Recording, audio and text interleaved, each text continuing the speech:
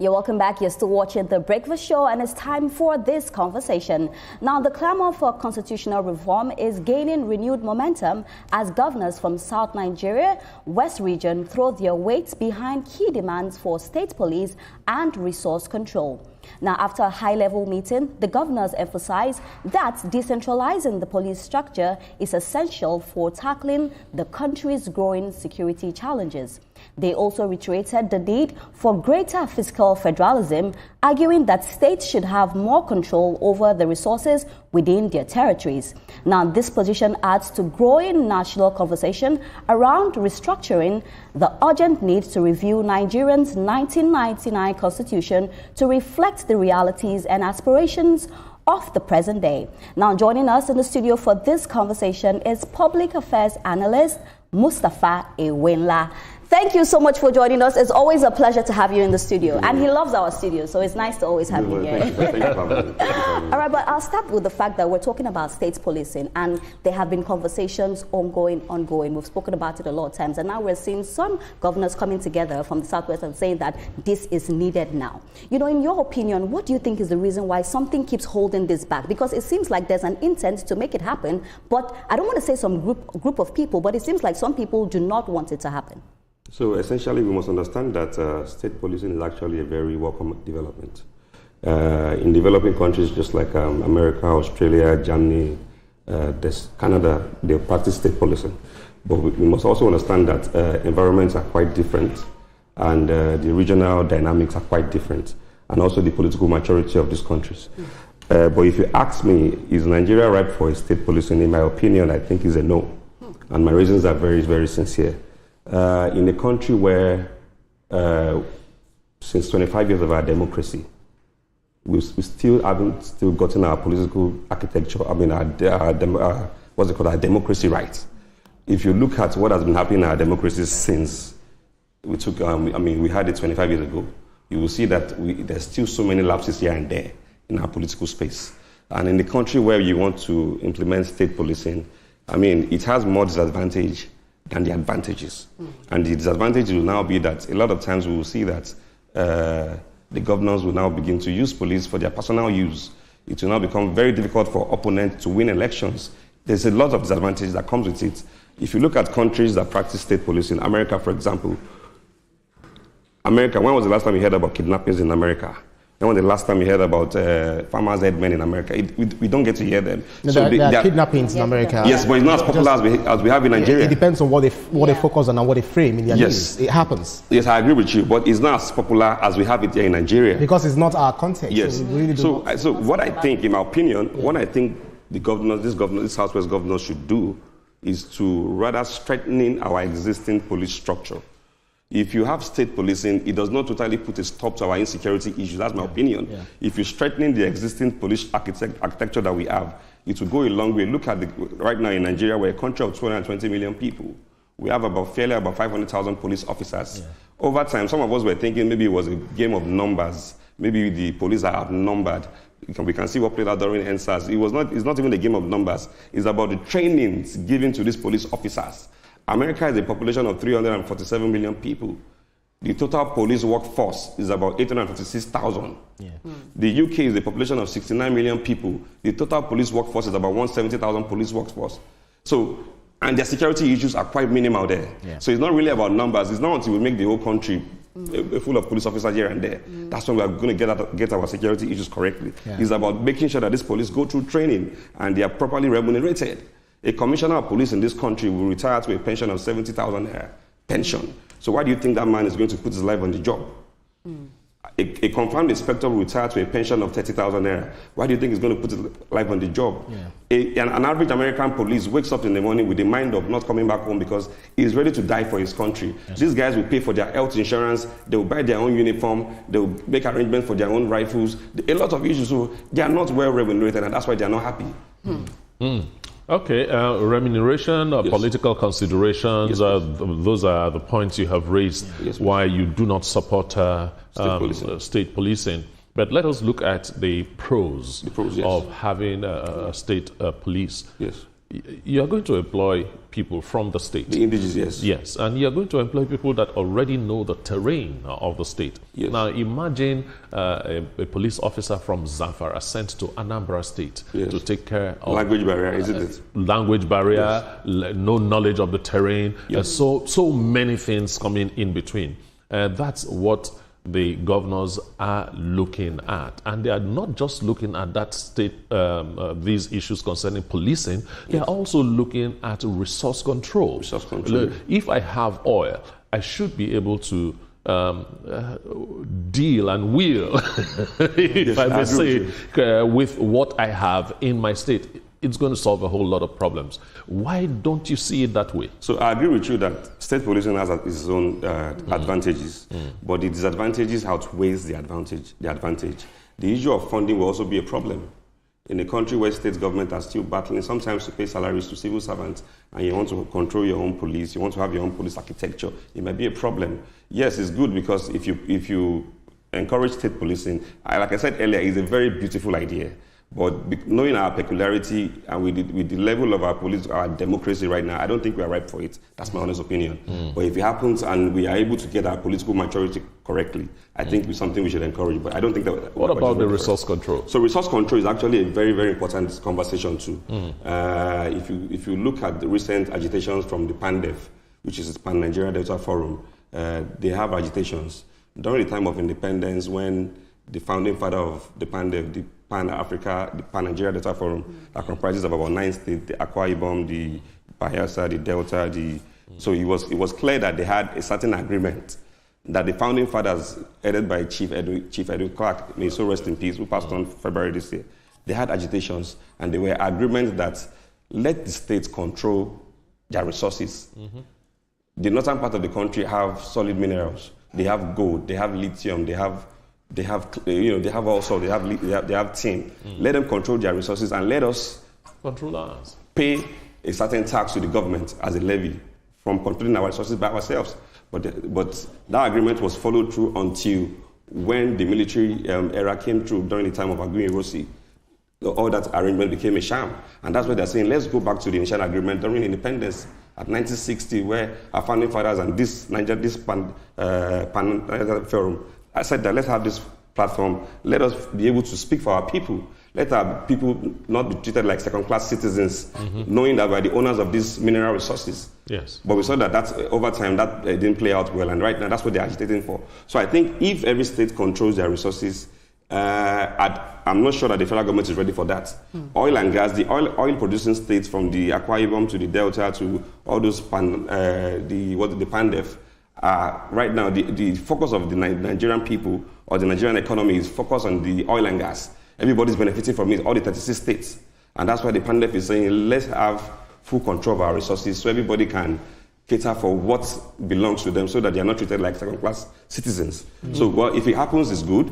But I don't think that the federal government is ready for that. That's my honest truth. Well, whether the federal government is ready for that conversation or not, because it's one thing that we've been asking for true federalism. You already mentioned the 1966 Republican Constitution.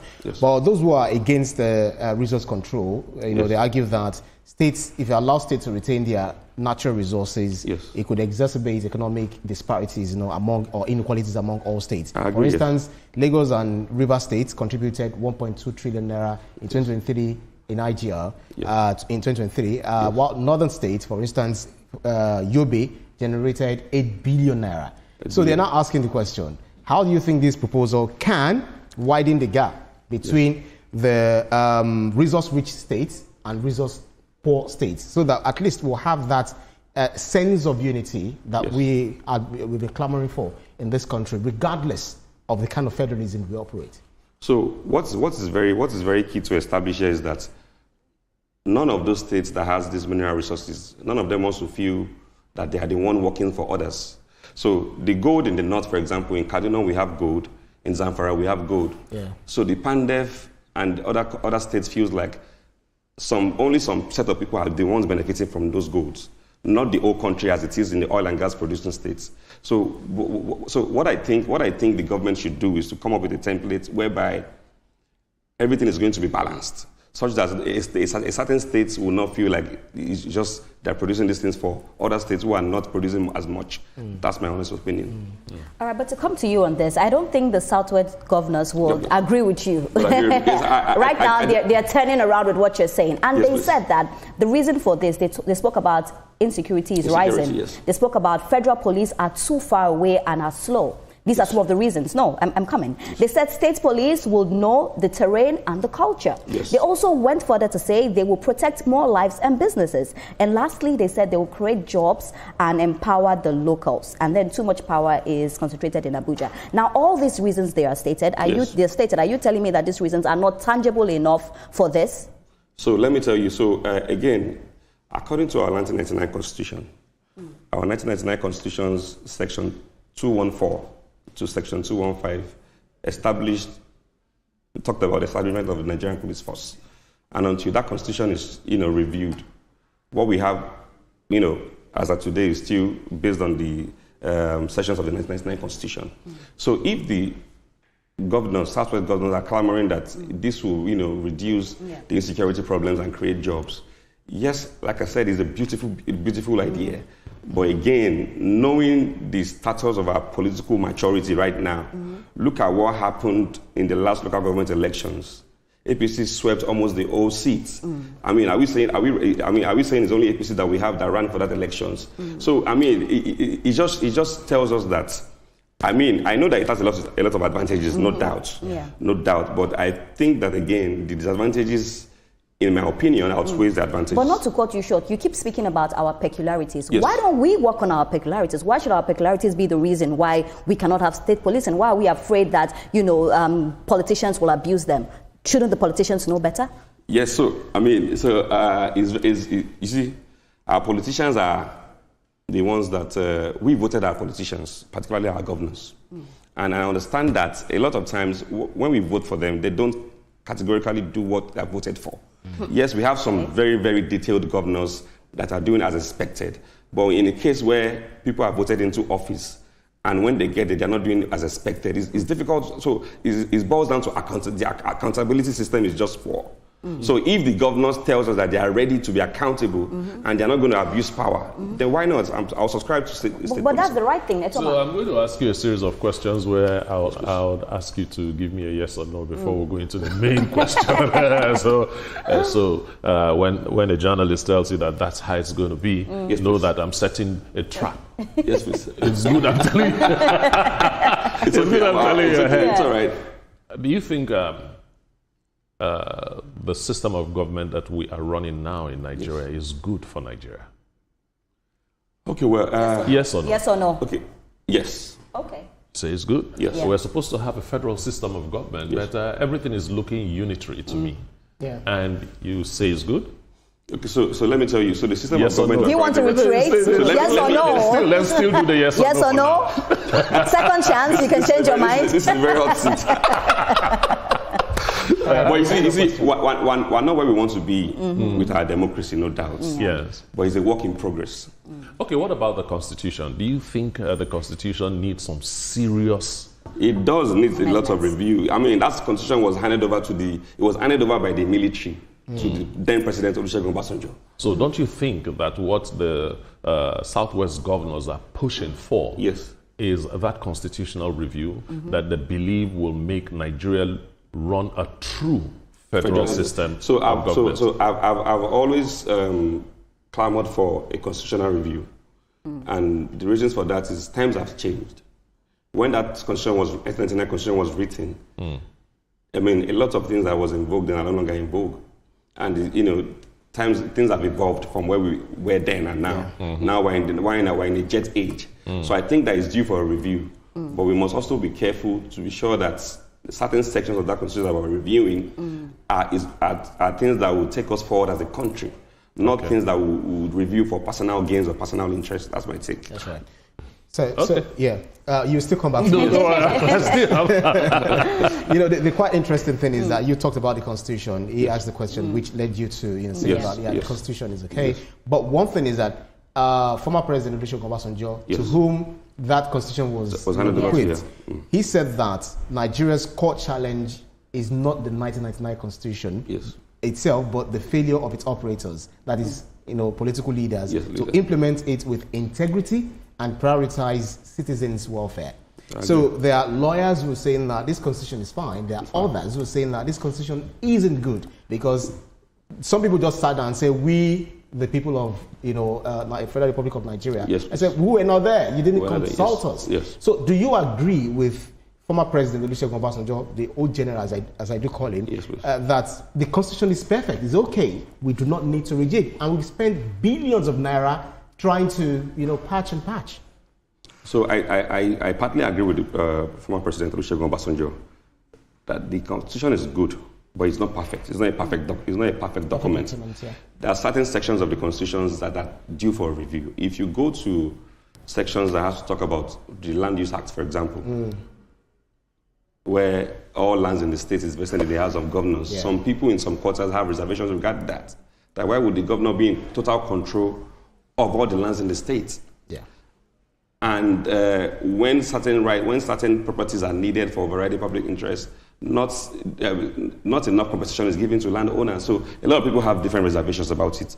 But as a country, we must always think through what would take us forward, what would advance us forward as a people, what would make Nigeria become the Nigeria of our dreams. Everybody's clamoring for better Nigeria. We want food, we want good roads, we want light, but we still don't have those things. So if that constitution is going to be reviewed in a way such that the benefit of it will cut across every sector of this country, from those in the grassroots or not. I mean, are you optimistic, about what the outcome by the patriots, who came together, for the national confab to look at what the constitution is and what the best way forward? Are you optimistic about the results? What it's going to come out at the end of the day? Looking at the 2014 confab that's had failed implementation. Yeah, so again, we've talked about implementation on this table today, and a lot of times when we bring up policies, most of our policies lack implementation. So if that constitution is totally, reviewed, and we don't implement them, it's going to be like it's one step forward, 10 steps backwards situation.